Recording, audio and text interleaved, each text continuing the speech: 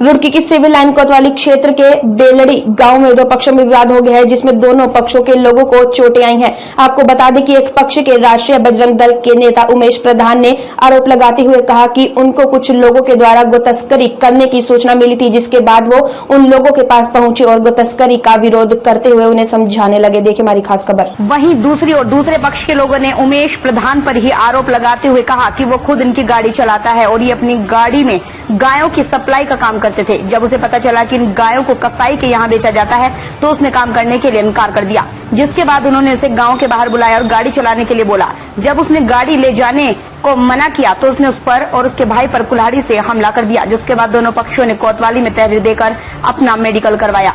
वहीं बेलड़ी के ग्राम प्रधान ललित चौधरी ने भी उमेश प्रधान पर संगठन की आड़ में गौकशी कराने का आरोप लगाया है। वहीं इस पूरे मामले में दोनों पक्ष एक दूसरे पर आरोप प्रत्यारोप लगा रहे हैं, जिसको लेकर पुलिस ने दोनों पक्षों के लोगों को कोतवाली में बुलाया। वहीं सब इंस्पेक्टर बारू सिंह चौहान का कहना है दोनों पक्षों को कोतवाली में बुलाया गया है और पूरे मामले की जानकारी ली जा रही है।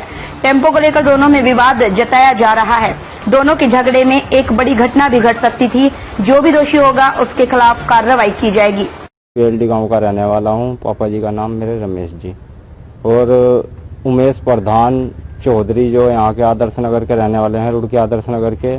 मैं इनकी गाड़ी चलाता था अब से 3 महीने पहले और ये मुझे बुलाते थे और अपनी गाड़ी में गाय की सप्लाई करवाते थे, गाय मंगाते थे।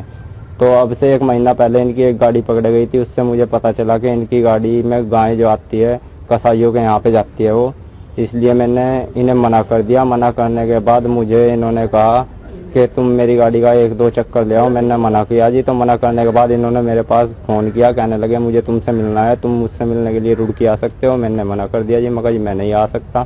गांव रुड़की का रहने वाला है। ये संगठन की आड़ में गौ कसी कराता है। गांव के भोले भाले लड़कों को बहकाकर उनसे गाड़ी चलवाता है, गाय की सप्लाई कराता है। जब मुझे इस बात का पता लगा कि ये गांव की सप्लाई मेरे गांव के बाहर लेकर आ रहा है, उन लड़कों पर प्रेशर बना रहा है, अब ये क्या कहा मेरी गाय वहाँ से करो और गांव कसी करके वो करता है। ये संगठन के बहाने से ही गांव कसी कराता है।